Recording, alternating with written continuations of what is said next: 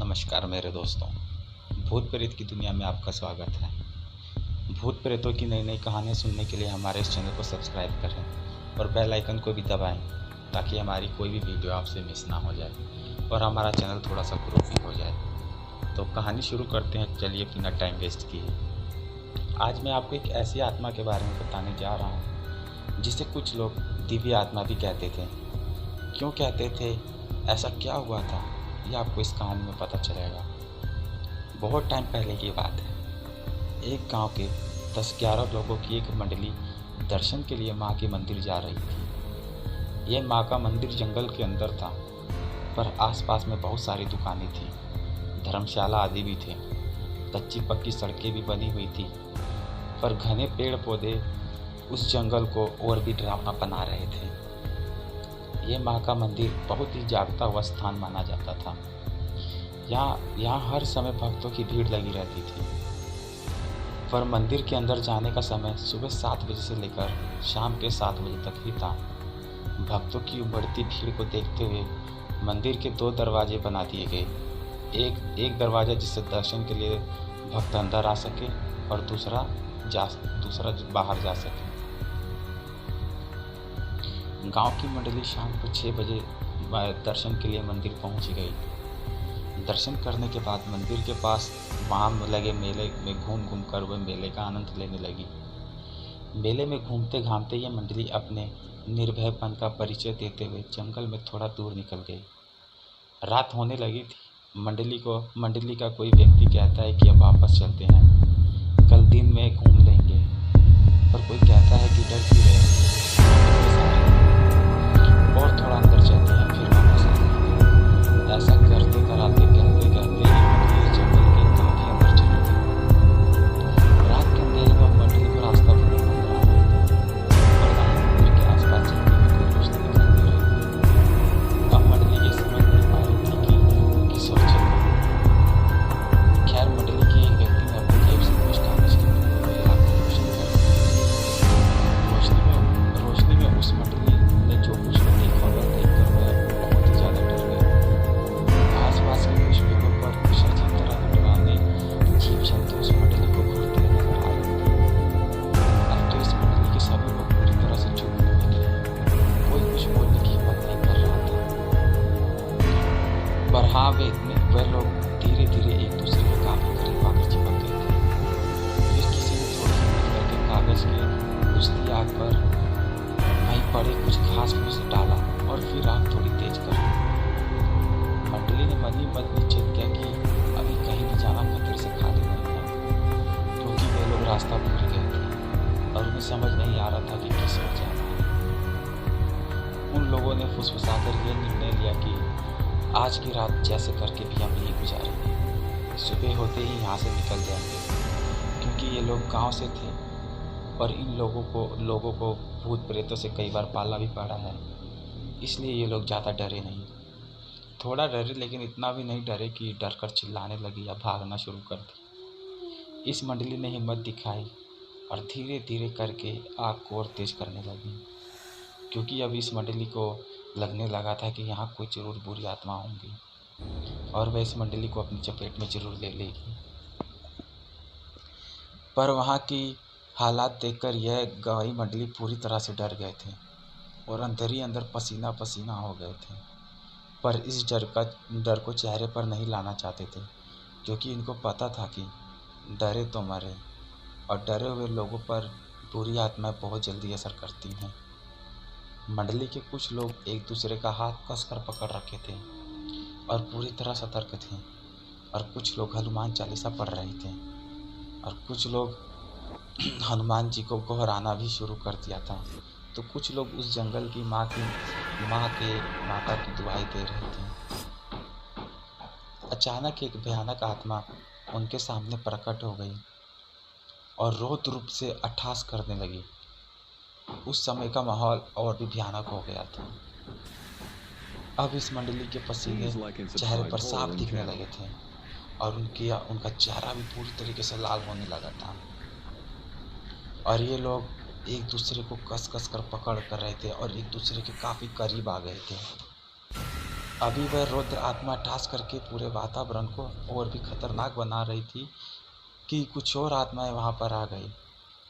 अब तो इस मंडली की हक्की बक्की गुल हो गई थी। अब बस इन लोगों को अपना काल अपने सामने दिख रहा था।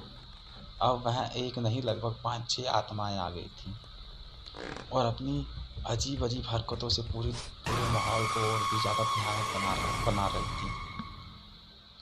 मंडली के एक व्यक्ति ने हिम्मत करके कहा कि अगर मरना ही है तो इनका सामना करके मरेंगे। कुछ लोग बराबर लाठी लिए रहते थे। इस मंडली के भी 2 लोगों के पास लाठी थी।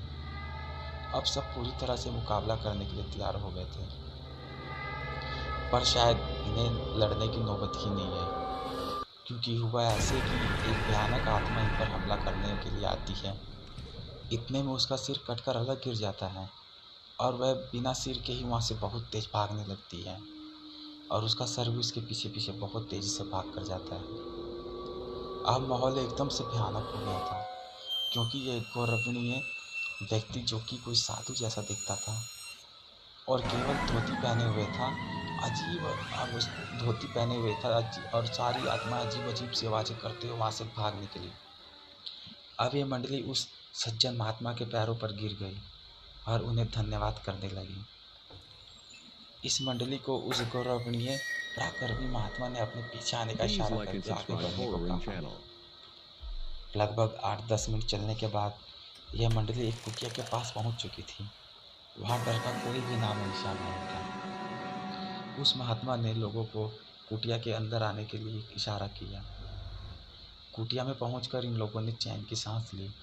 फिर बाबा ने इशारा किया कि बैठ जाओ, अब तुम खाना खाओगे। कुटिया के अंदर एक दूसरे महात्मा निकले और उन्होंने किसी पेड़ के पत्ते को पत्तल के रूप में इन लोगों के आगे रख दिया। फिर क्या था, उस महात्मा ने उस पत्तल पर कुछ अलग अलग पेड़ों के 2 पत्ते भी रखे। ऐसा करते समय इस मंडली को बहुत अजीब लग रहा था, पर किसी की कोई हिम्मत नहीं थी कि बाबा से कुछ पूछा जाए। फिर उस महात्मा ने एक कमंडल से जल लिया और कुछ मंत्र गुदगुदाकर उस पर छिड़क दिया। अरे ये क्या, अब तो वे पतले थाल बन चुकी थी और मंडली के हर व्यक्ति के इच्छा अनुसार उसमें खाना रखा हुआ था। फिर बाबा का इशारा मिलते ही वह लोग कोई भी सवाल पूछे, कोई भी प्रश्न किए बिना खाना खाने लगे। खाना खाने के बाद बाबा का इशारा पाकर वह मंडली वहीं पर सो गई, पर सब सोने का नाटक कर रहे थे। नींद किसी की भी आँख में नहीं थी। इस कुटिया में दूर दूर तक डर नहीं था, पर बाबा के ये कारनामे देखकर वह लोग दंग रह गए थे और सोच रहे थे कि सुबह बाबा से इस बारे में ज़रूर बात करेंगे। सुबह जब सूरज की किरणें उस मंडली के चेहरे पर पड़ी तो उनकी नींद Please खुली। like and subscribe Horror मंडली In का हर channel. व्यक्ति बहुत ही आश्चर्य में था, क्योंकि वहाँ ना तो कोई कुटिया थी और ना ही वो रात वाले बाबा और ना ही वहाँ के वो लोग। ये लोग ऐसे ही नीचे घास फूस पर सोए हुए थे। अब इनको समझ में नहीं आ रहा था कि वह कुटिया और बाबा कहाँ गए। खैर, अब इन लोगों के पास कोई और चारा भी नहीं था। थोड़ा बहुत इधर उधर छानबीन करने के बाद इन लोगों को रास्ता मिल गया और ये लोग मेले में वापस आ गए। मेले में वापस आने के बाद ये लोग माता के पुजारी से मिलकर सारी घटनाएं बताने लगे। पुजारी बाबा ने एक लंबी सांस छोड़ते हुए कहा कि वह एक आत्मा है जो कि इस जंगल में रहती है। वह केवल रात में ही और भूले भटके लोगों को ही नजर आती है और उन्हें रात में आश्रय प्रदान करती है, फिर पता नहीं कहाँ गायब हो जाती है। उस पुजारी बाबा ने बताया कि ऐसी घटनाएं उन्हें काफ़ी श्रद्धालु सुना चुके हैं। इतना ही नहीं, उन्होंने कई बार दिन के उजाले में 9-10 लोगों के साथ इस जंगल का कोना कोना छान मारा, पर कभी भी ना तो वे महात्मा मिले और ना ही ऐसी कोई कुटिया दिखी। खैर, ये मंडली तो कुछ और ही करना चाहती थी। इस मंडली ने फिर हिम्मत करके रात को जंगल में निकल गए। मंडली चाहती थी कि उन्हें पूरी आत्माएं सताएं और बाबा फिर आकर उनकी रक्षा करें। इसी बहाने यह मंडली ये चाहती थी कि बाबा के दिखते ही उनके पैरों पर गिरकर कुछ रहस्यों के बारे में जानकारी ली जाएगी। बाबा से हाथ जोड़कर प्रार्थना किया जाएगा कि वह कुछ अनसुलझे प्रश्नों के उत्तर दें। पर यह पर ये क्या, अभी ये लोग जंगल में कुछ ही दूर आगे बढ़े थे कि वह बाबा जो रात को पत्थर लाकर रख रहा था वह इन्हें दिख गया और बोले कि तुम लोगों के जो मन में चल रहा है मैं वो अच्छे से जान रहा हूँ, पर ये तुम्हारी सबसे बड़ी भूल होगी। ऐसी गलती मत करो, वापिस चले जाओ, कुछ चीज़ों को सिर्फ ऐसे ही रहने दो।